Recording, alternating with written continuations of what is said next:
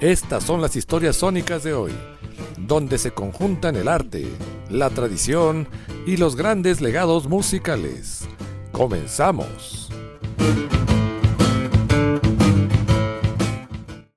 Hola, muy buenas tardes, muy buenos días, muy buenas noches, dependiendo dónde nos estén escuchando.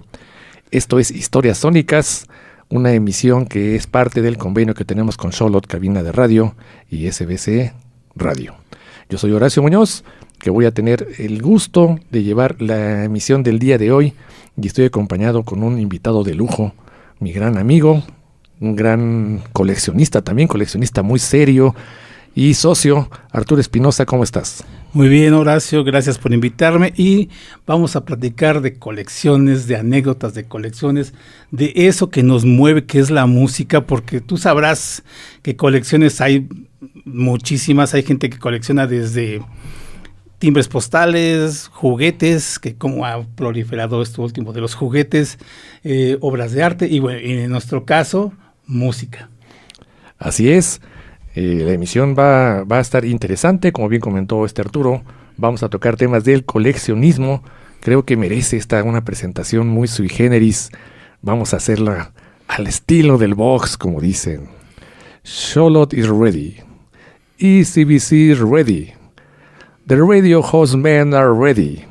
And for the millions hidden around the world on Xolotl Cabina de Radio and ECBC Radio, ladies and gentlemen, let's get it to rumble. Pues bueno, trajimos por ahí a un invitado para que nos hiciera la presentación. Así es, vamos a empezar a entrar de lleno a lo que es este tema del coleccionismo. Primero vamos a ver qué es el coleccionismo. El coleccionismo, como todos tenemos en casas algún tipo de reliquia, ya sea del abuelito, del tío, del hermano, lo que te regaló la novia alguna vez, alguna exnovia que a lo mejor también trae un mal recuerdo. Tienen más valor, que es sentimental, que un valor monetario para algunos. Vamos a ver entonces ahora las colecciones, de qué constan, las divisiones entre lo que es un melómano, un coleccionista y un audiófilo, que son tres ramas que empezaron muy juntas, se han ido dividiendo. Algunos tienen un poco de uno, un poco de otro. No es muy difícil pensar que puedo decir que yo soy un audiófilo y un melómano al 50-50. Eso prácticamente no existe. ¿Tú cómo te consideras, Arturo? ¿Te consideras melómano o coleccionista? Mira, realmente es una brecha que, como lo acabas de decir, sí está la línea muy delgada. Yo me considero coleccionista. Melómano, mira, me gusta la música, pero para coleccionar yo no te compraría un disco del Piporro. Con eso te digo todo. O sea, si yo veo un disco que te gusta de Nazareth y te veo uno de Oscar de León, como a mí me gusta el rock y yo colecciono objetos y discos que tengan que ver con el rock, yo no te compraría el de Oscar de León, te compraría el de Nazareth o hasta uno de Journey te compraría, pero no te compraría otro más. Escucho, por ejemplo, no sé, la salsa de Oscar de León o algunas cumbias, trillos, pero en mi colección no están estos discos. Hay uno por ahí que se coló de Chicoche, pero fue por pues ahora sí que pues ya llegó. Pero bueno, y como lo comentaba en algún momento, los únicos, creo que 3 discos que tengo, aparte de los de rock, son de Pedro Infante. De ahí en fuera, todo lo que voy coleccionando tiene que ver con discos de rock, tanto en vinil como en CD, cassette, son los que voy coleccionando, pero sí me considero más un coleccionista, melómano. Me gusta disfrutar la música, pero para coleccionar, para tenerlo yo digamos como objeto, tiene que ser discos de rock. Así es.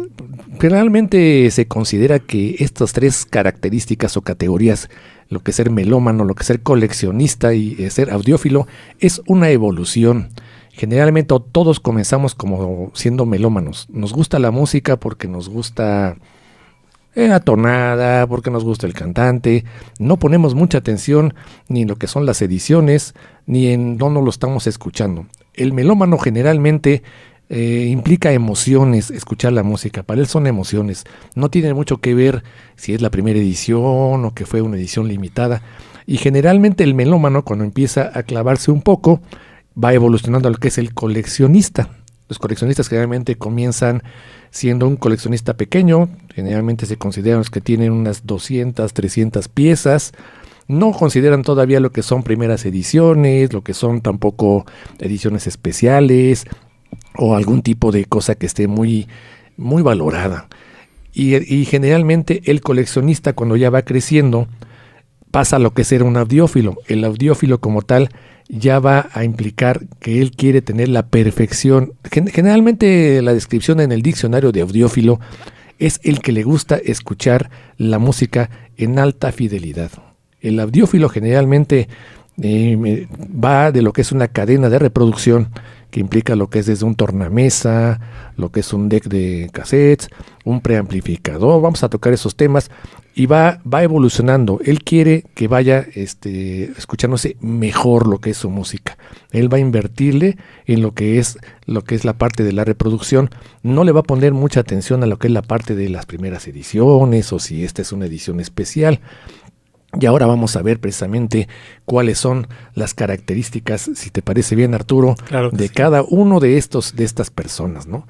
El melómano generalmente es la persona que siempre te va a estar diciendo de que, sí, mira, esta persona, me acordé, no sé por qué, de nuestro socio Marco Brito, nuestra enciclopedia melómana, que siempre nos está diciendo, esta es una edición, casi me recuerda al Mago Septién, cuando estaba de que, sí, mi estimado Sony, así como en la Serie Mundial del 34, cuando Lou Gehrig bateó de 334, casi Marco es una enciclopedia melómana viviente, ¿no? Y generalmente el coleccionista ya va pasando lo que son las de que tiene la primera edición, va viendo lo que son detalles, cómo cuidar tu colección.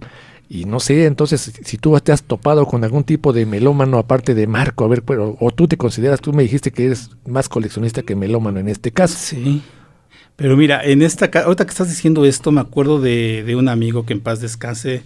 Él tenía una tienda de discos de récords, o sea, muy gringo, una tienda de discos ahí en la Roma. Ajá. Luigi Buffa, y su tienda era Buffa Records. Lamentablemente, pues él ya no está entre nosotros. Él era fan de Depeche Mode. Y él un día, hasta pueden ver ahí, tiene un video en YouTube donde enseña su colección de Depeche Mode. Para muchos podría parecerles hasta ridículo a la gente que no conoce lo que es el coleccionismo o no está, digamos, que le interesa mucho, el que te saque como 5 ediciones de un mismo disco. Y todavía diga, me falta la edición alemana de 1900 y tanto, ¿no? Pero esa emoción con la que un coleccionista también va presentando lo que tiene, porque también esa es otra parte. O sea, tú puedes empezar a reunir los objetos, a tener tus discos. Como él me decía, platicando una vez con él, me decía que él compraba 2 versiones o hasta 3 del mismo disco, para una abrirla, tocarla, y la otra guardarla, y la otra guardarla por si la vende, ¿no? Pues ya después se puso en su tienda, ¿no? Pero bueno, esa era la cuestión. O sea, el también guardar en condiciones mint, en condiciones cerradas, los discos. Bueno, en mi caso yo no me he podido dar ese lujo de comprarme 2 discos, porque después últimamente están muy caros y después no los encuentras tampoco tan fácil, ¿no? Pero sí, el sacarlos, bueno, el comprar un disco, Horacio, abrirlo o leerlo, un disco nuevo. Es todo un ritual. Ese es algo impresionante. O sea, melómano, sí, mira, Marco es un gran melómano. Yo no sé, igual algún día le va a salir a lo coleccionista y que empieza a tener sus discos, pero acabas de dar un punto muy interesante. Las primeras ediciones, que la edición la edición que salió en Australia. Mira, tengo muchos amigos que son coleccionistas de YouTube y siempre andan checando, por ejemplo, ediciones mexicanas. El Octung Baby de YouTube, este disco que salió en 1991, su edición mexicana, tú abrías el disco y estaba la serigrafía así nada más, YouTube Octung Baby, ¿no? Abrías el compact disc, sacabas y nada más era el puro papel. Pues resulta que a mí me cayó uno de esos discos y bueno, por cuestiones de necesidad tuve que venderlo, y me dijo un amigo que se dedica precisamente al coyotaje de discos, me dice, no, pues ese puedes venderlo hasta en $1,000. Dije, ay, ¿qué? O sea, Porque tú ves esa edición tan prángana de edición mexicana y dices, está bien fea esta edición, ves la importada y obviamente hasta en Digipack, ¿no? Te la encuentras. Pero resulta que así son los coleccionistas y yo le di el disco a este amigo y resulta que lo vendió, creo que en Europa se fue ese disco porque son ediciones raras. Volvemos con YouTube. YouTube, las primeras ediciones de sus discos en Compact Disc, lo que es el Boy, el October y el War, vienen la serigrafía en color naranja. Yo nada más tengo 2 que conseguí, me falta 1. Pero yo no sabía, o sea, esas cosas las vas aprendiendo con el tiempo. Los viniles, que si en Australia salió el vinil de Lemon con disco de vinil color amarillo, que si en tal lugar salió el mismo disco pero en vinil negro. O sea, todas esas cosas el coleccionista va viendo y como lo escribías en un artículo tú precisamente, o sea, sí hay gente que se dedica a invertir una buena cantidad de dinero en conseguirlos.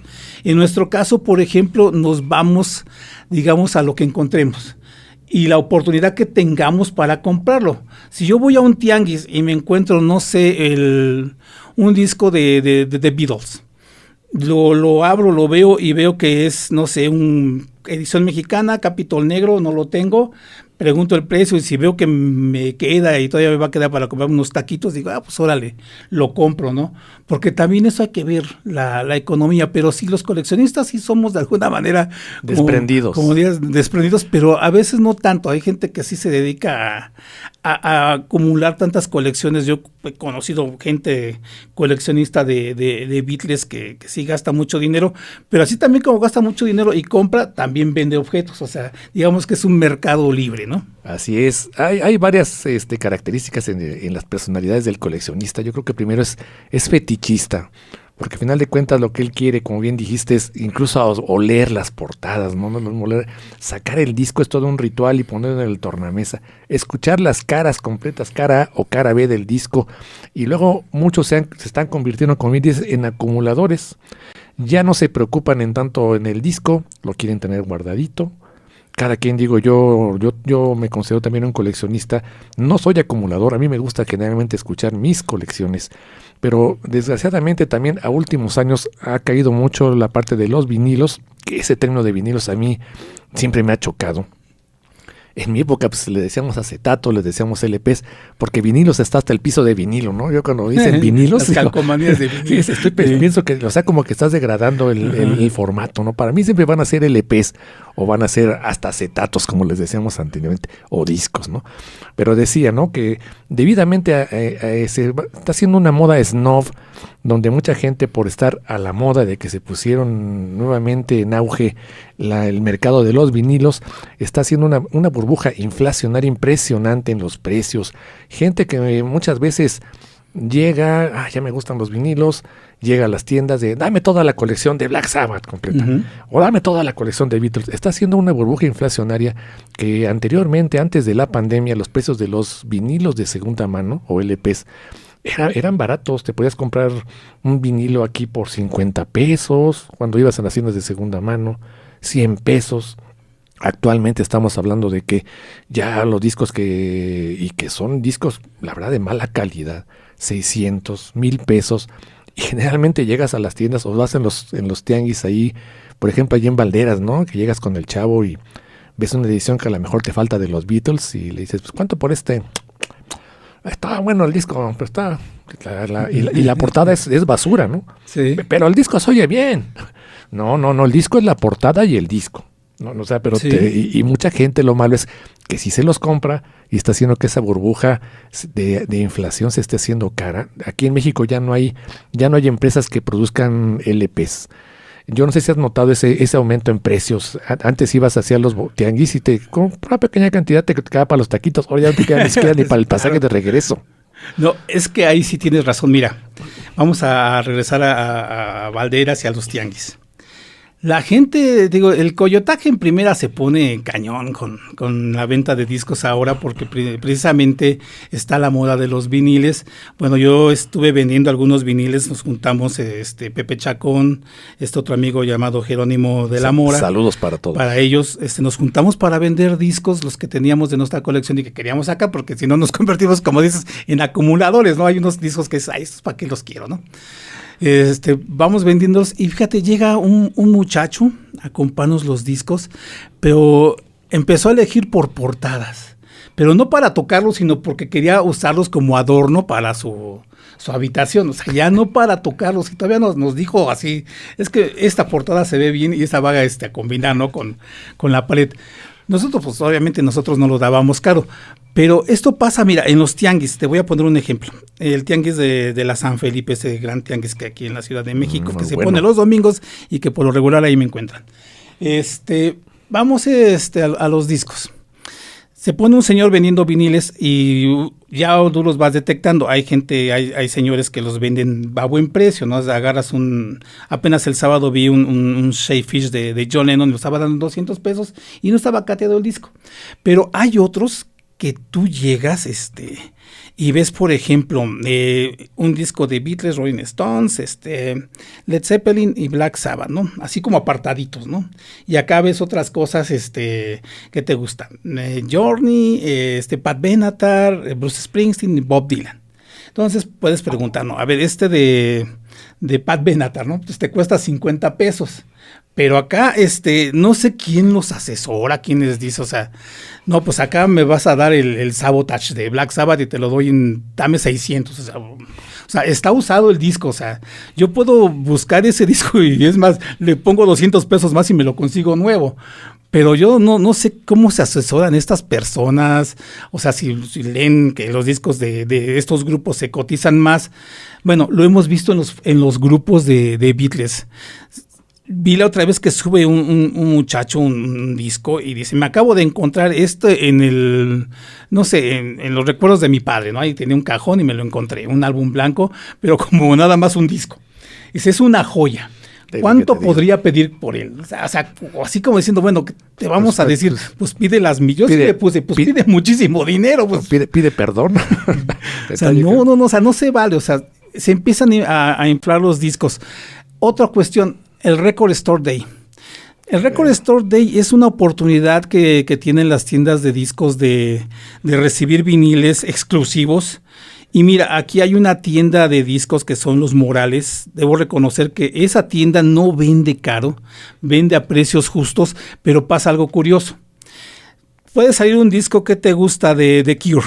Ajá. Sale un disco de The Cure y llega un tipo y el disco te cuesta $400 y este tipo va y se lleva 5 discos del mismo para acabar con ellos y empezar después la reventa. O sea, el coyotaje, como bien dijiste. $400 y yo te lo voy a vender en 1,500, ¿no? Pues allá no está. Y así ha pasado. Pasó con el de John Lennon, el de en vivo, donde ven estas canciones del concierto de Nueva York, que eran 4 canciones. Bueno, ibas a las tiendas a buscarlo, a Morales, a las de la Roma, porque los precios ese día no son tan caros. O sea, tú puedes pensar va a ser excesivo, pero en realidad oscilan entre los 500, $600, se me hace bien, o sea, nada más vas a comprar un disco, a menos que tengas mucho dinero, pues me llevo 5, ¿no? Pero estas personas se llevan o sea, el mismo disco se lo llevan para revenderlo. Y es lo que provoca esa burbuja inflacionaria. Algo pasó con el cassette de Now and Then. Cuando lo vendieron precisamente en preventa, a mí me costó $200. Y ya en los festivales de Beatles no lo bajan de 1,500. Un cassette que tiene una canción nada más. O sea, dices, ¿qué pasó aquí? Y eso va a la siguiente categoría, lo que es el audiófilo, como bien te dije, que ya no le va a poner tanta atención a lo que son las ediciones, sino al modo de reproducirlo. Ya no le pone, y precisamente, escuché un término hace tiempo que se llamaba el coleccionista tóxico. El coleccionista tóxico, yo no lo considero tanto así. Más bien yo creo que cuando se mezclan el melómano en pláticas, el coleccionista y el audiófilo, es cuando se vienen ese tipo de conversaciones áridas que no deja nada bueno, ¿no? Es el que llega, que no falta, que llega un coleccionista a lo mejor que va empezando con su primera edición, no edición, a lo mejor una edición reciente del Sgt. Peppers, y no va a faltar el que sí es coleccionista y le va a decir, pero no es la primera edición. Pero te falta la funda interna. El que yo tengo vale más. No es que sea tóxico. Más bien no sabe medir que él ya está a lo mejor en otra categoría, ¿no? Eso lo creo yo. Aquí traigo unas frases que les voy a leer para que vamos a poder distinguir las diferencias de cada uno. Este es el primer ejemplo. Dice, Sí, me parece muy bien lo que estás comentando de lo que escuchas en MP3. Y pues no puedes tener una opinión fundamentada, además, si no tienes un amplificador de bulbos. Te vendría muy bien para escuchar la diferencia que te compras un preamplificador también. Ese es un audiófilo. El que sigue. Esta nueva banda inglesa está muy bien, pero The Beatles son los que realmente iniciaron esta tendencia en los años 60. A no ser por ellos, no se conocería a nadie. El melómano. El que sigue. Me encanta esta canción, ¿de quién es? Y le contestan, Justin Bieber. Bueno, en realidad no me gusta tanto, pero lo que decía por los arreglos que usan, de hecho es el productor que en los años 80 produjo esta misma canción con otro grupo. Esto es pura basura comercial. Melómano. El que sigue. Wow, me gustan tus audífonos, pero si cambiara las almohadillas por unas de mayor tamaño y le pusieras un algodoncito, unos pequeños justo en la salida de ahí, le eliminarías el pico en torno a los 5000 hercios. Pruébalo y verás que es otro rollo. Audiófilo. Qué padre que has conseguido la primera edición del Sgt. Peppers, pero te recomendaría que le cambiaras la funda de papel interior a tu vinilo, porque las fundas de papel dejan micropartículas y van rayando el disco de entrar y meter el disco. Coleccionista. Ahí se ve, cuando conviven estos tres entes, hay discusiones muy aireadas. No sé si te ha tocado ese tipo de discusiones con alguien que a lo mejor no te das cuenta, está en otra categoría, pero al chocar porque cree que tiene razón, porque está en otro tipo de rollo. No sé si me puedes platicar algo. Sí, tengo así amigos que se ponen bastante intensos, que aparte del coleccionismo, obviamente se sacan de onda cuando tocan un vinil en ciertos tornamesas, estos tornamesas de Crossley, luego empiezan a decirte que son de juguete y que te rayan los discos y cosa que sí es cierto, ¿no? O sea, porque se va mezclando, o sea, es que, híjole, como bien decías, va pasando esta evolución, porque llega un momento en el cual tú quieres escuchar la música en una alta definición, que se escuche bien.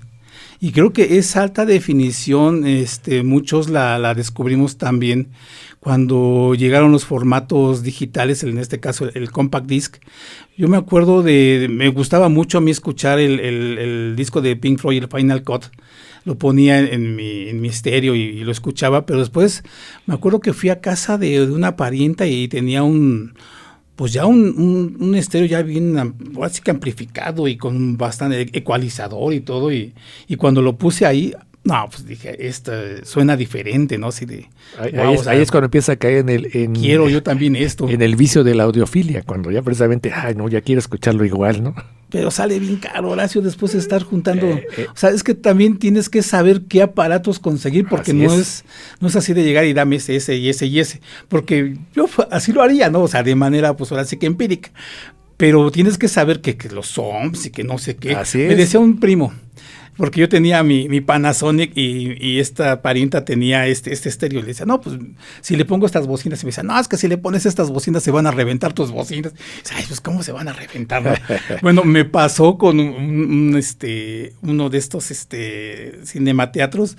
Se me ocurrió poner unas bocinitas de agua. Y dije, ay, a ver qué tal suenan. No, tenía razón mi primo, sí se friegan las bocinas. Se desconaron, ¿no? Así que, bueno, y sí es cierto, tienes que hacer una inversión. Sobre todo si vemos la parte de la audiofilia, es una cadena de reproducción. Y bien dices que los Crosleys no tanto es que rayen los discos, ya me voy a empezar a meter en términos audiófilos, ¿no? Ajá. Generalmente el peso recomendado para un brazo de un buen tornamesa no debe de pasar de los 3 gramos. Yo incluso tengo una microbáscula donde mido el peso del brazo, ¿no? Estoy cayendo en eso, ¿no? Y generalmente los Crossley tienen en el brazo casi 8 gramos. O sea, no es que te lo raye, sino que al poner el brazo te va a desgastar el surco más rápido. No vas a notar que se raya, pero unas 15 veces que lo reproduzcas, ya lo vas a escuchar porque ya te desgastó el surco. Uh-huh. Te lo deja prácticamente liso, ¿no? Prácticamente. Es más que nada rayadiscos, es que los desgastan más rápido. Y precisamente te das cuenta con eso de la audiofila, ¿no? Es una cadena de reproducción que tienes que cuidar desde lo que es un tornamesa. Lo vamos a tocar eso más a detalle, a lo mejor en el próximo programa. El gran villano que siempre han dicho todos que es el ecualizador. ¿Por qué es el gran villano? Generalmente el que es audiófilo te lo va a atacar diciendo, es que si lo escuchas con un ecualizador, no lo estás escuchando como lo escuchó el artista. O como lo pensó, no es que lo esté escuchando el artista.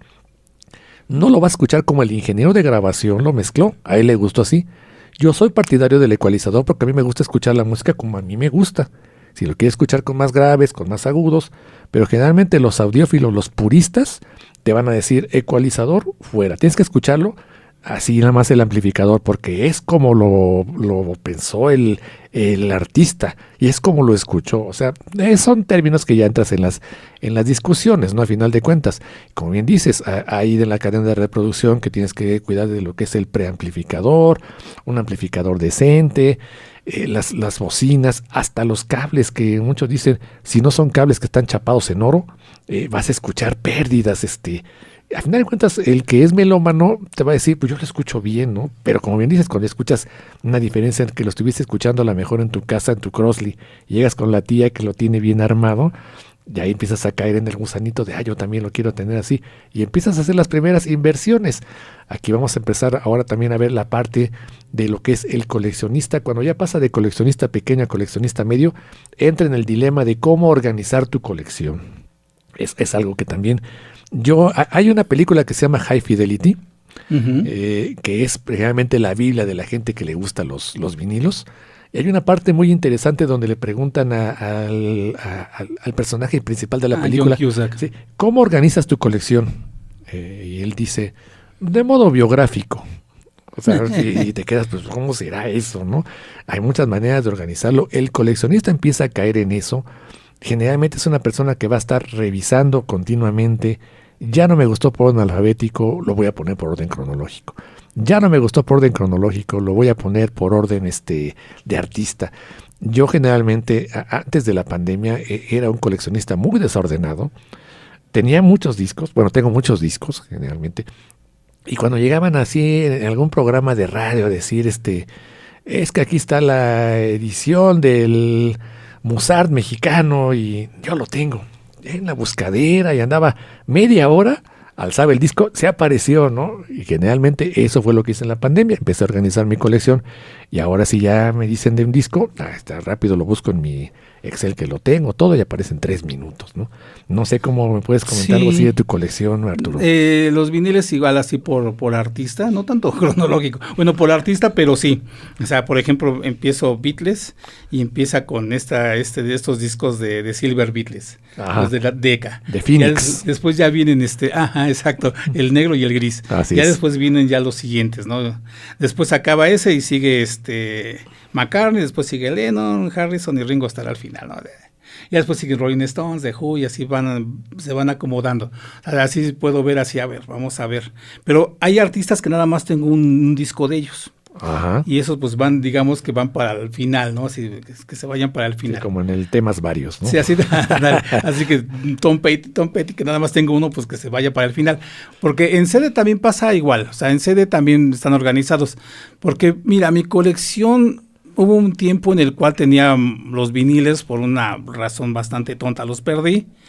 Que no voy a contarles porque me da mucha vergüenza, pero bueno, se perdieron muchos viniles y estamos ya en, digamos que parte de la parte final de los 80, los 90, sale el compact disc y pues bueno, empiezo a comprar como todos, compramos muchos compact disc. ¿Te deshiciste de tu colección de vinilos como muchos o la guardaste? No, la tengo ahí. Qué bueno, ¿eh? O sea, perdí varios por algunas cosas, pero me quedaron ahí varios y todavía los veo y me emociona. Todavía sigo comprando viniles y bueno, y también compact disc, pues tampoco los desprecio.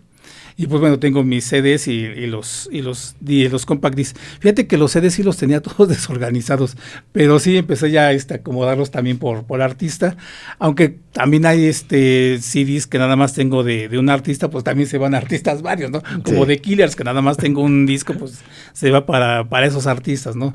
Pero los soundtracks también, ¿no? Van también acomodados ahí. Pero sí es padre acomodarlos porque llega un momento en el cual, yo no sé si te pasa a ti, que te dan ganas de, pues a ver, vamos a revisar, ¿no? Y sacas el disco y porque finalmente, pues, como bien decías en un texto, o sea, te evoca algún recuerdo. O sea, mira, me acuerdo que mis primeros discos, así que fueron obviamente de vinil, mira, todavía los recuerdo porque me los compró mi papá. Era el Let It Be, el álbum blanco y en ese momento el Double Fantasy de John Lennon, que todavía tiene el famoso disco póstumo, ¿no? Porque después lo conseguí en versión importada y pues ya no tiene el disco póstumo, ya está, y creo que está mejor cuidadito que ya el que tengo.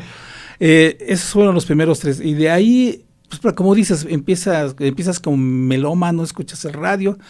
Pero yo no sé, Horacio, esto que van haciendo, yo no te lo podía explicar así me pasó así ellas. O sea, te van haciendo el gusto y vas viendo otro disco y dices, quiero este. Y te compras ese disco.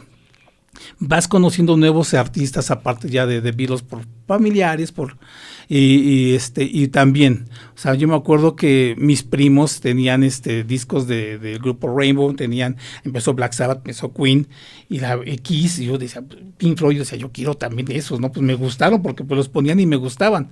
Bueno, en algún momento pues me los heredaron, porque después cambiaron de gustos musicales, pues unos ya les gusta el Negro Peregrino, o sea, que también está bien, pero a mí no me gustan, o sea, a mí qué bueno que me los dejaron. Qué bueno que cambiaron de gustos. Porque qué bueno, o sea, yo me quedé con varios de esos discos, pero de ahí o sea, cada disco te va evocando, como bien mencionan los del coleccionismo, también evocas recuerdos. Yo me acuerdo que iba para Tepito, que es los que no conocen Tepito, pues es el tianguis del mercado sobre ruedas. Es también mercado de pulgas, le dicen en algunos países. Bueno, pulgas y también fayuca, ¿no? Contrabando. Y contrabando, todo esto. Y había un señor que vendía discos, tenía que como, ¿qué te gusta? 15 años. Y me acuerdo que íbamos a ir al mercado que vende los tenis.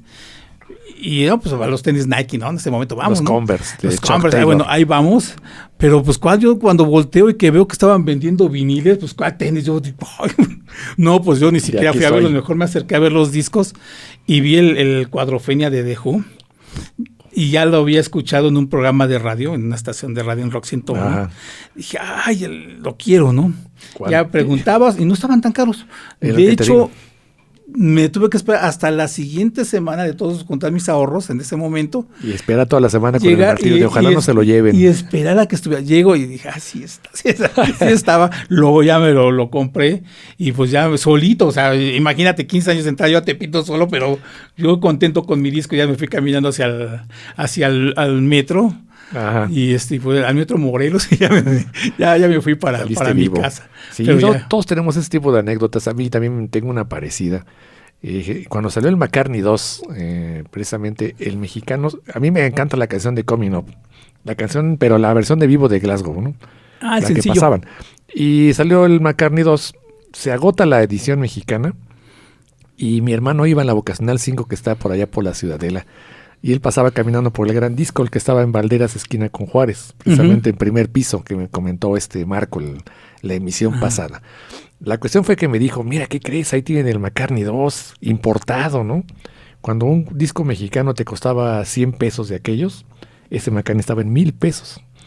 Y entonces mi papá me dijo, pues pinta la casa, hijo, y pues píntala, ¿no? La verdad me aventé una chamba como de mes y medio, por fuera y por dentro de la casa. Me dijo, te voy a dar una lanita, hijo, porque me dio 900 pesos. Conté 100 pesos. Y como tú dices, ¿no? Me lanzo a por el McCartney 2. Ya venía en el metro de regreso y te empieza a dar la primera cruda moral del coleccionista. ¿Cómo es posible que haya gastado tanto dinero en esto? Decía yo. Y todavía llego a la casa y me dice papá, ¿a poco te gastaste todo el dinero en ese disco? Le digo, sí, papá. Pero dice, no, estás loco, ¿no? Ahí es cuando empieza a caer precisamente ya, te empiezas a parar por decir, no vale tanto la pena, a lo mejor gastar tanto. Y empiezas a la siguiente evolución del coleccionista, empiezas a cuidar tu colección, empiezas a ver lo de la parte de qué fundas te convienen, fundas interiores, que sean antiestáticas, que hay que comprarte un cepillo especial, que para que no le deje pelusas, los líquidos. Vamos a platicar de eso el programa que sigue de coleccionismo. Hay métodos muy interesantes como el método de la cola de carpintero, pegamento resistol blanco. Yo lo he utilizado como con 50 discos, sí sirve, y te deja los discos porque le saca toda la grasa a los surcos, o sea, cuando se seca el resistol y despegas la costra completa, aparte de que te deja una imagen como si fuera una prensa, que lo puedes tocar así, te toca le quita toda la mugre y te los deja impecables. Voy a comentar eso Bueno, qué bueno, porque yo ahí tengo unos discos de Miguel Ríos que ya les hace falta que les eche resistor, entonces. Sí, la verdad, muy buen método, te voy a pasar los tips en el que sigue. Pero vamos a platicar ahorita entonces ya precisamente de los formatos que hay para lo que es la colección, pasando desde los formatos físicos hasta los formatos digitales. Como bien dijiste, son recuerdos. A mí me da un poco de inquietud, no voy a decir hasta a lo mejor hasta tristeza con las nuevas generaciones.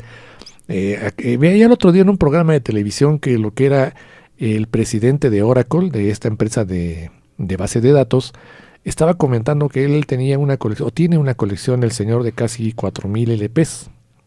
Pues el señor, pero comentó que su hijo le llegó y le dijo, el señor estaba viendo su colección y se le quedó viendo, mira hijo, ¿cómo ves mi colección? ¿Estás pensando en dejarme todo eso? Le dijo el hijo. Estás loco, yo no quiero eso. O sea, porque las generaciones nuevas se están yendo mucho con lo que son las plataformas de streaming. Se van sobre todo por la portabilidad, dicen ellos. Muy cierto, porque yo también tengo unas cuentas de streaming y escucho formatos también digitales. Pero yo voy a ver a futuro como nosotros, que a lo mejor te evoca el recuerdo, como bien dijiste, que esto es de la tía, o que los primos cambiaron de gustos y me legaron sus discos. ¿Ellos qué van a decir cuando lleguen hacia los 50, 60 años? Híjole, es que cuando hice esta descarga de Rapid Share, era bien emocionante cómo bajaron a 3 milisegundos, 3 gigas. Se les van a ir los recuerdos. Por eso es muy importante a lo mejor que vayan tomando, algunos están tomando gusto por las colecciones físicas, como vamos a ver. Hay formatos, vamos a empezar con el básico, el vinilo o LP. El vinilo o LP, como todos sabemos, es un formato que es prácticamente eterno si lo sabes cuidar. Te pueden durar de 50, hay discos que tienen casi 100 años. A diferencia del CD, que lo vendieron como el formato definitivo, el formato que todo mundo, por eso te pregunté si habías conservado tus LPs, porque mucha gente se fue con esa finta de que ya no iban a servir los LPs, se empezaron a deshacer de ellos, ahora se dan de golpes en la cabeza, porque lo que no les han dicho es que el CD es finito. Toqué por ahí lo que es la parte del disc rot, que es la parte de la pudrición del CD, debido a que se oxidan las capas que le ponen de metal donde están grabadas la parte digital. Está perdiendo que muchos discos, aunque no los utilices, llegan en unos años que están inservibles, ya no los vas a poder escuchar. Y en cambio el LP, si lo cuidas bien, es un formato que lo puedes legar por generaciones. No sé qué opines de esto, Arturo. Mira, ahora que mencionas esto, el vinil, obviamente muchos de nuestras generaciones comenzamos, coleccionistas obviamente, comenzamos con los viniles, como decíamos algunos, pues por tarugos lo perdimos varios, ¿no?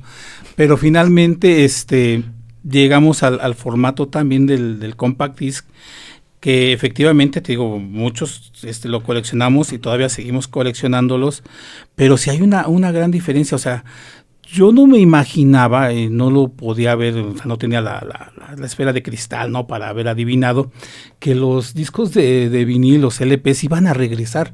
O sea, yo creo que nunca se fueron. No, a finales de los 80 empezó el formato digital.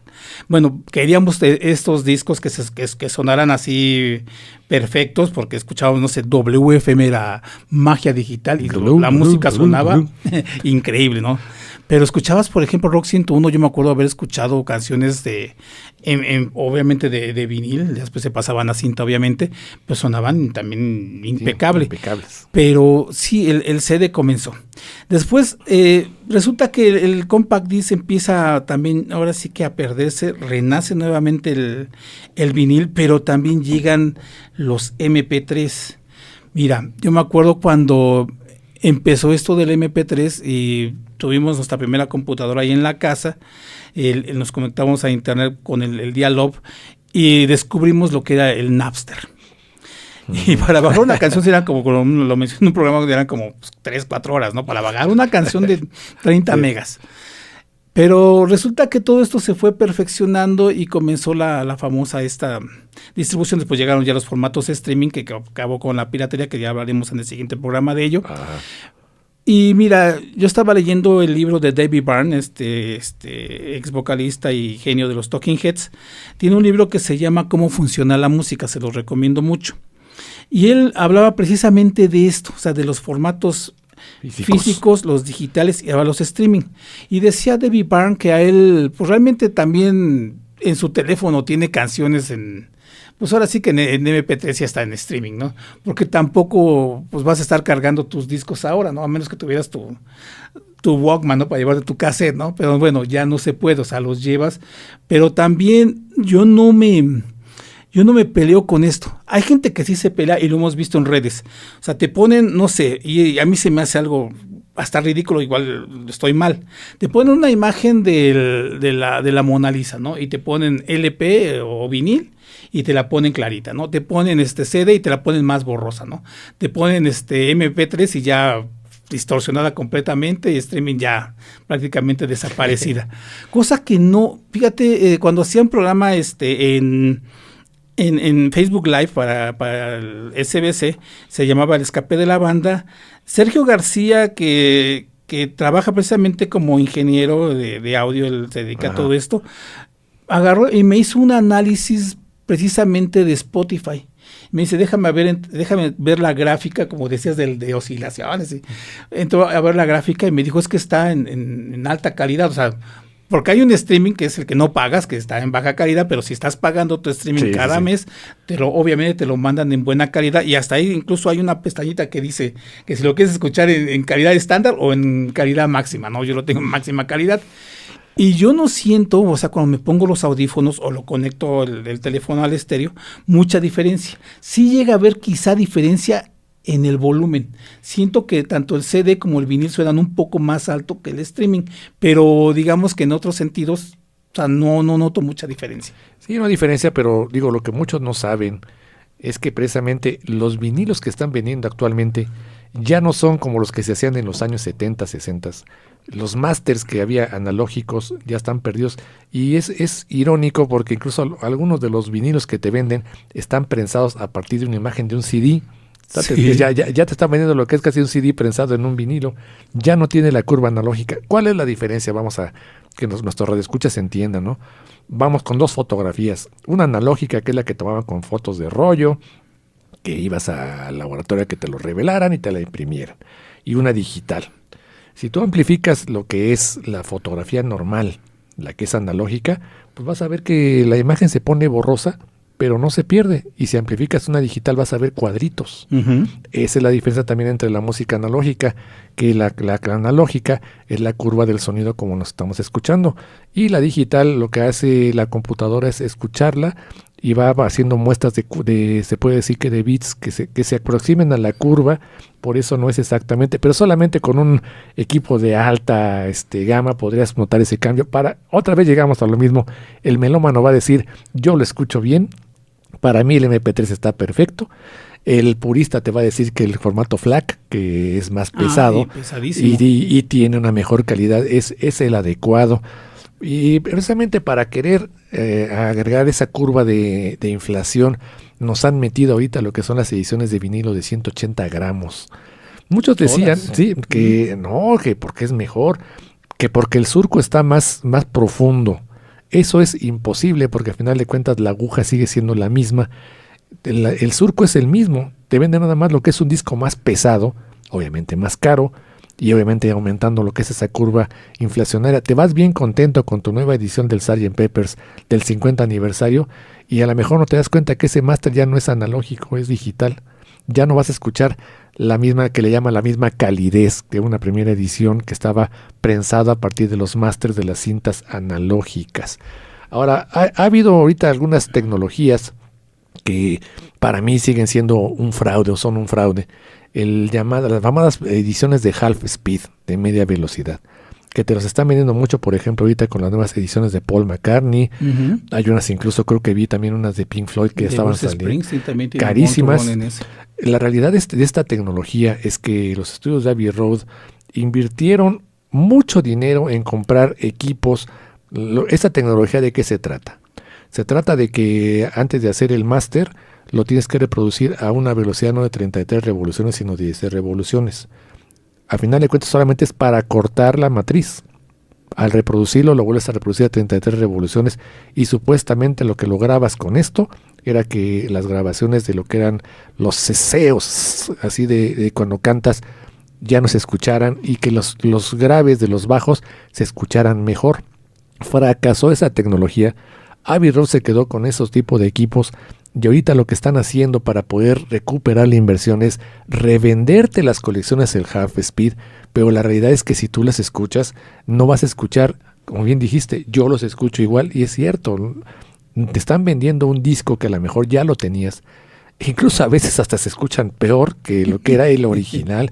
Se llegan a dar esos casos. No sé qué opines de esto, Arturo. Sí, estos discos, a mí me vendían uno de Bruce Springsteen, el Born to Run, un amigo. Bueno, no me lo vendió, nada, me lo presumió.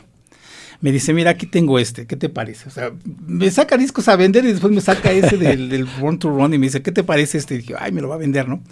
No me lo vendió. Pero me dice, no, y todavía me dice, suena impecable. Dije, no, pues a lo mejor, ¿no? Pues yo ya lo había comprado, lo tengo hasta en vinil nuevo, porque volvió a salir la reedición en 180 gramos y la versión de aniversario de CD remasterizada y todo esto. Porque esa es otra cosa, los remasters, ¿no? El famoso remaster, el que suena ya mejor que el original. Bueno, eso dicen, aparte de los de 180 grados. Pero sí es esto de los nuevos discos, que aparte, pues sí se sienten pesaditos. Yo no sé si tú recuerdes, Horacio, que para las últimas veces que empezaron a hacer viniles aquí en México, y voy a hablar precisamente de la empresa de EMI fueron los que sacaron los peores discos al final. Sí. Mira, yo compré uno de David Bowie, uno de éxitos. O sea, sacabas el vinil y hasta transparente, ¿no? O sea, lo veías y podía ver aquí al ingeniero, sí. ¿No? Y mira, pues lo puedo ver al ingeniero. O sea, ya chafas. Ponías el disco, le subías todo el volumen y no se escuchaba bien, o sea, se escuchaba muy bajito. Me tocó tener ese de Bowie, el de los Beatles, el de las baladas, el de las 20 baladas también. También lo tengo. Está en una edición... O sea, está delgadito el disco, vaya, ni siquiera el de las películas, el Real Music estaba tan malo como estos últimos, pero ese de Bowie sí no tiene abuela, ese sí, nada, se pasa, porque ese lo sacas y puedes ver a través del vinil. Sí, tristemente las ediciones mexicanas nunca se distinguieron por ser muy buenas, como bien dices. Lo puedes ver desde el mismo arte de las galletas o la etiqueta central de los discos. Que aquí en México ya les ponían incluso etiquetas genéricas, ¿no? ya no le ponían como en otros países, cuidaban el arte hasta de la etiqueta, el arte hasta de la zona muerta en la matriz, que le ponían el número del disco, el número de la fecha. En México ya nada más los aventaban con la etiqueta genérica. El cartón de las fundas era un cartón que era cartulina prácticamente. A veces era nada más el puro hule, y cuando conseguías la versión importada resulta que tenía con la letra de las canciones. Bueno, un ejemplo de esto rápido. Sí. Pink Floyd The Wall. La versión mexicana de Pink Floyd The Wall, sacabas el disco, ya por lo menos tenía las letras, ¿no? Pero sacabas el disco y precisamente el centro, la galleta del disco, pues decía CBS, ¿no? No era ni CBS, Columbia, una cosa así. Pero comprabas el importado, me tocó a mí es más, reconozco que pues ahí sí me ganó la cleptomanía. Y bueno, con un prefecto me lo prestó y ya coincidió que salimos de tercero y ya no se lo regresé. Bueno, esa es una anécdota que me daba mucha vergüenza contar, pero... Tengo una parecida. Pero estaba el Pink Floyd The Wall importado. Y sacabas el disco y la galleta tenía todavía arte de Gerald Scarfe así en el centro, que muy bonita. Y dije, no, pues este es completamente diferente. Y aparte me gustaba mucho el disco porque no decía Pink Floyd The Wall, no decía nada, o sea, nada más eran los puros tabiques. Sí. Resulta que este prefecto me contó que el Pink Floyd The Wall venía en el celofán. Que tenías que te arrancabas el celofán y ya se le iba el Pink Floyd, ya se le iba. Pero entonces fíjate todo lo que cuidaron hasta porque para envolverlo y que coincidiera cómo estaban las letras en el celofán, que quedaran bien sobrepuestas. Nunca he visto yo esa edición, ¿eh? Sí, si agarras la edición que es 70s, la portada no tiene Pink Floyd, o sea, está limpia. O sea, el celofán es el que traía impreso. O sea, yo no conozco a nadie que haya conservado el celofán, pues no lo tenía, o sea, estaba la portada limpia. Yo lo he visto en varias, lo han vendido en varios grupos, pero sí se pasa, ¿no? Dije, no, pues mejor me espero, mejor lo compro en una edición nueva que lo están vendiendo ahí en el desaparecido Mix-Up de acá de Génova. Bueno, ahí tenían una versión de Pink Floyd The Wall. Me imagino que estaba más o menos parecida, ¿no? A la original, porque sí estaba como pegada la calcomanía de Pink Floyd The Wall, pero bueno, ese era, te digo, el que los discos en México no estaban tan bien hechos, pero cuando los conseguías en versiones importadas decías, wow, este es un lujo, ¿no? Ahí es cuando empieza a caer precisamente en ver qué ediciones vas a comprar. Y bueno, siguiendo con esta parte de los formatos físicos, un formato que también no se negó a morir, el cassette, el famoso cassette, que eran cintas magnéticas, también está tomando su segundo aire. Y el CD, yo vi que ya las ventas, en el año 2024 por primera vez el vinilo sobrepasó las ventas de lo que es el CD. Ahora lo que había es que ya no había fábricas, los japoneses incluso ya no están fabricando muchos vinilos, ya nada más los llevan de Europa, les cambian la portada, les ponen el logo y dicen que son japoneses, a diferencia del vinilo japonés que se distinguía porque precisamente ellos decían, cuando terminó la Segunda Guerra Mundial necesitaba Japón reactivar su economía, estaban produciendo prácticamente tecnología que era basura, se empezaron a aplicar y lo que eran las ediciones de vinilo de LPs japoneses tienen una calidad impresionante. ¿Por qué? A diferencia, el mexicano ya sabemos que, como bien comentaste, aparte de que casi eran transparentes, eran de 60 gramos, yo creo que los LPs y que podías ver a través de ellos. Las prensas que utilizaban para hacer los discos, dicen que prensaban más de 10,000 copias por cada prensa que se iba desgastando. Las prensas que usan los americanos o las normas europeas son 1,000 copias antes de cambiar las prensas porque se van desgastando los surcos. Los japoneses, aparte de que utilizaban vinilo virgen, que muchos no lo hacen así, solamente prensaban 100 copias y cambiaban la prensa, por eso quedaba mejor lo que era la edición. Es otra que a las ediciones mexicanas no les ayudó mucho, que era vinilo reciclado. Y no se molestaban en quitarle la etiqueta, sino que molían el disco con la etiqueta, se iban pedazos de papel, y al prensarlo, pues obviamente se escuchaba mal el disco, incluso se llegaban a saltar aunque estaban nuevos, ¿no? Tristemente o afortunadamente ya no se producen vinilos aquí en México. Ojalá. También caímos en lo mismo con los CDs, ¿no? Cuando eran los primeros CDs que todos eran importados, era un deleite abrir un disco, ver el arte. Los empezaron a producir en México y desde las mismas fundas, los mismos folletos, las malas impresiones, la verdad era patético. Lo mencioné, el Octung Baby de YouTube, que ahora resulta que se cotiza. ¿Sabes cuándo me tocó a mí comprar tanto el importado como el nacional en ese entonces, cuando empezaban los CDs ya los nacionales? El Queen Greatest Hits 2, su versión nacional era completamente horrible, así es más, ni siquiera se veía el azul como era el azul original del disco. Sacabas el folleto y las fotos estaban mal prensadas. Ya cuando lo conseguí en su versión ya importada, el Queen Greatest Hits 2 en ese azul precioso que estaba, dije, bueno, qué cambiazo, ¿no? Y ya ese pues se lo regalé a un amigo, ¿no? Ahora me arrepiento porque sí sería bueno tener ese disco todo feo del Queen Greatest Hits 2, pero sí eran horribles los formatos en CD. Y sabes que me era curioso, llegaron también en el momento en el cual todavía se ponían las canciones en español. Yo compré el de Aerosmith, el de Greatest Hits, y estaba Come Together, que vengan juntos, Sueña, Dream On. O sea, estaban también en español. Bueno, uno de In Excess, el famoso ex de In Excess, también vienen las canciones en español. Rubia suicida, ¿no? Así como los Beatles también cuando prensaron aquí la copia mexicana del Past Masters. Pues Past Masters se refiere precisamente a que eran los masters de grabación antiguos, de eso se refería. Pero aquí en México lo tradujeron como amos del pasado. O sea, nada tiene que ver, pero se estaba refiriendo a los masters de grabación, no a la palabra máster de amo, ¿no? A final de cuentas. Y fue por una regulación de la Secretaría de Gobernación que no deberían de tener los títulos en inglés. Pero pasando a otro formato físico, ya estamos casi terminando esta emisión del día de hoy de Historias Sónicas. Hay un formato muy interesante que fue el Laserdisc. Era lo que era, se puede decir que era un DVD gigante. No pegó mucho ese formato, se puede decir que es el precursor tanto del DVD y del Blu-ray, pero muchos discos se prensaron en ese tipo de formato, no hay muchos reproductores, y esto dio a pie precisamente a que empezaran los formatos digitales. Yo también, como dices, no estoy en contra. La portabilidad, sobre todo, que es una de sus ventajas, desventaja de los discos de vinilo, ocupan mucho espacio, son pesados. O sea, para tener un mueble para organizar tus vinilos, tiene que tener un mueble que esté bien reforzado, porque son 180 gramos. Ya si son 5 disquitos, ya pasó del kilo. O sea, mexicanos son como de 50 gramos, ¿no? Exactamente, te va a vencer lo que es cualquier tipo de mueble. Y para eso también está lo que es los clamps, precisamente el clamp, que es como una pesa que se le pone en el centro a lo que es el tornamesa.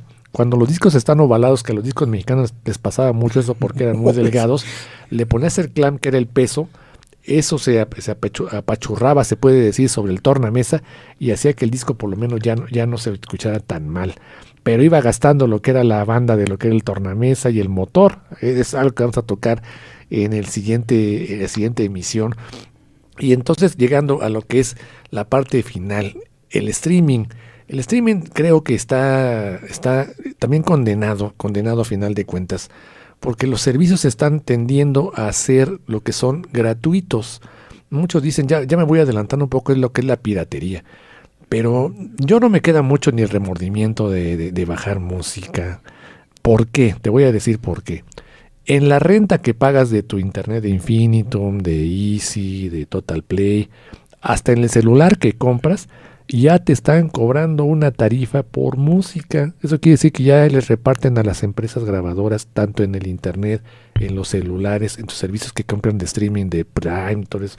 O sea, se puede decir que el artista ya recuperó mucho de lo que invirtió, y también las empresas grabadoras.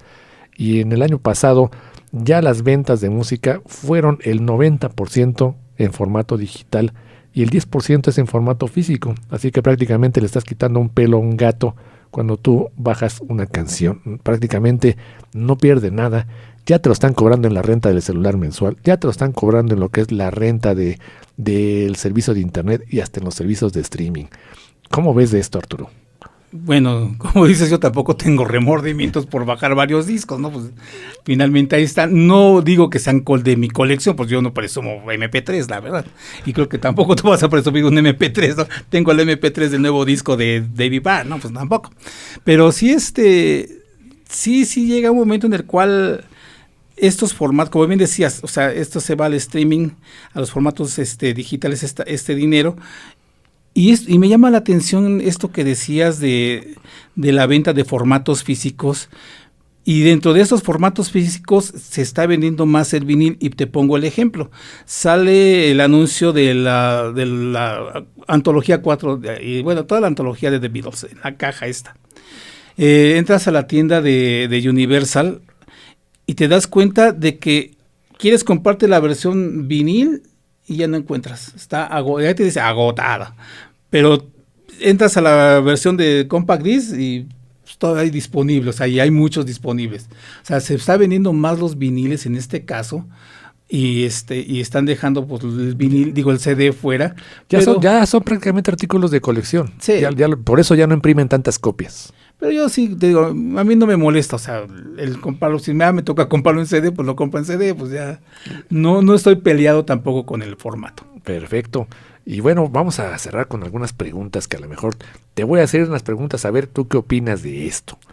¿Tú qué piensas cuando te preguntan que llega alguien a tu casa y ve toda tu colección y te pregunta, ¿has escuchado todos?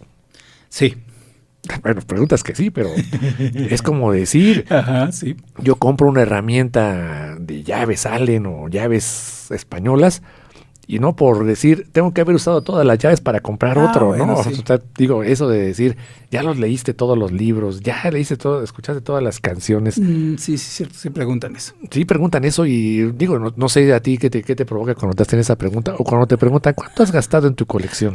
Eso sí me llega a morir. O sea, y así dan ganas de responder, pues, ¿qué te importa, no? Sí, aparte, digo, es mi lana, ¿no? Yo no lo compro como un negocio, ¿no? Tú no me viste para comprar. Exactamente. O la pregunta del millón. ¿para qué quieres tantos discos? ¿Qué vas a hacer con ellos cuando te mueras? Sí. ¿A qué contestas a eso, Arturo? Ay, pues bueno, yo ya no voy a ver, ¿no?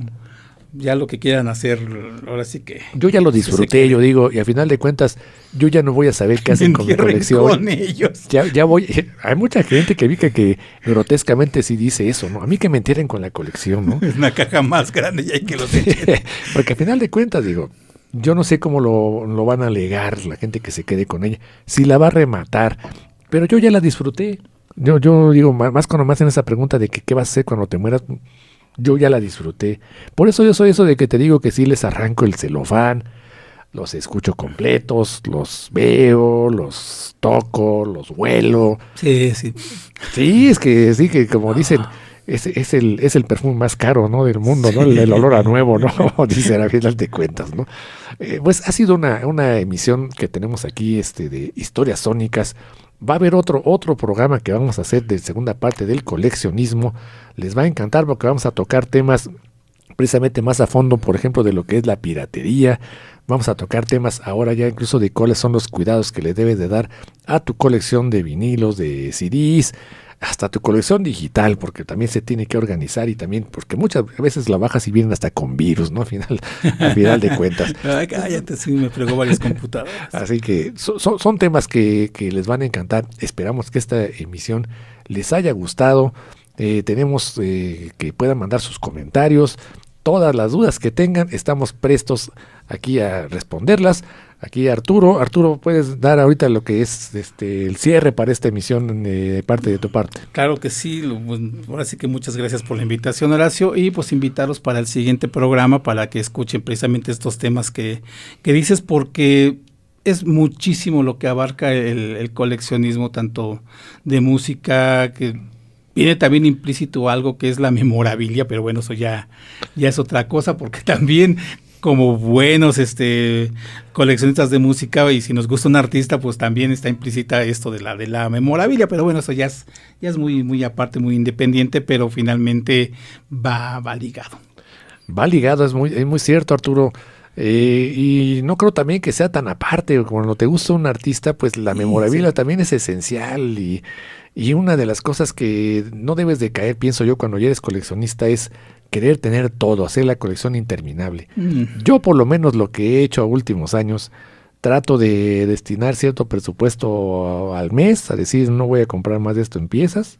Incluso ya soy un poco más selectivo como bien te comenté, de las ediciones de Half Speed, de decir, me informo, veo que no tiene alguna mejora, veo que la edición que te venden no tiene ninguna canción adicional, no tiene nada extra. Si te están vendiendo lo mismo, nada más cambiándole lo que es un obi que le ponen ahí y es exactamente lo mismo, me he hecho un poco más selectivo en ese tipo de cosas para no despilfarrar el dinero, porque también, la verdad, en el coleccionismo se pierde mucho de lo que es tu patrimonio, ¿no?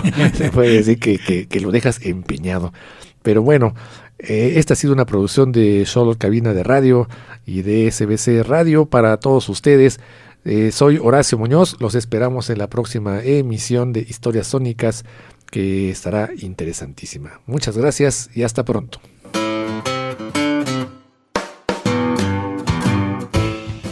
Estas fueron las historias sónicas del día de hoy.